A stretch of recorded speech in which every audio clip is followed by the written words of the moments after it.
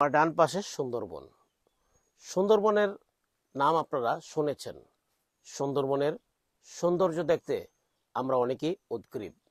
টাকা খরচ করে আসি সুন্দরবনের সৌন্দর্য দেখতে, কারণ সুন্দরবন আল্লাহ তাআলার অপার একটি নিয়ামত। সুন্দরবনের পাশে যে জায়গাগুলো আছে সেগুলোও দেখতে বেশ সুন্দর।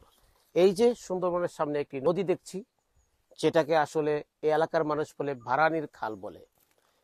ভারানি মারানি যাই হোক, সুন্দরবন সুন্দর এ কথা সবাই বলে, কিন্তু সুন্দরবনের পাশে যে একটি মসজিদ রয়েছে, সেই মসজিদটি কেন সুন্দর নয়? সেই মসজিদকে সুন্দর করা আমাদেরকে দায়িত্ব নয়? প্রিয় দর্শক, আছি বাগেরহাটের শরণখোলা উপজেলার পূর্ব খুরিয়াখালী গ্রাম। এই গ্রামটি অত্যন্ত দরিদ্র একটি গ্রাম। এই গ্রামের মানুষ নিম্ন আয়ের মানুষ, দিনে আনে দিনে খায়। সুন্দরবনে গিয়ে মৌচাক কাটা বা এই খালের মধ্যে মাছ ধরা কিংবা গরু পালন, ছাগল পালন এবং কৃষি জমিতে কাজ করাই তাদের পেশা। তো আমরা দেখাচ্ছি এই মসজিদের নামটা কি?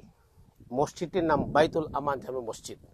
আমান মানে শান্তি, আমান মানে নিরাপত্তা। মসজিদটির অবস্থা কি দেখাবো আপনাদেরকে সরেজমিনে।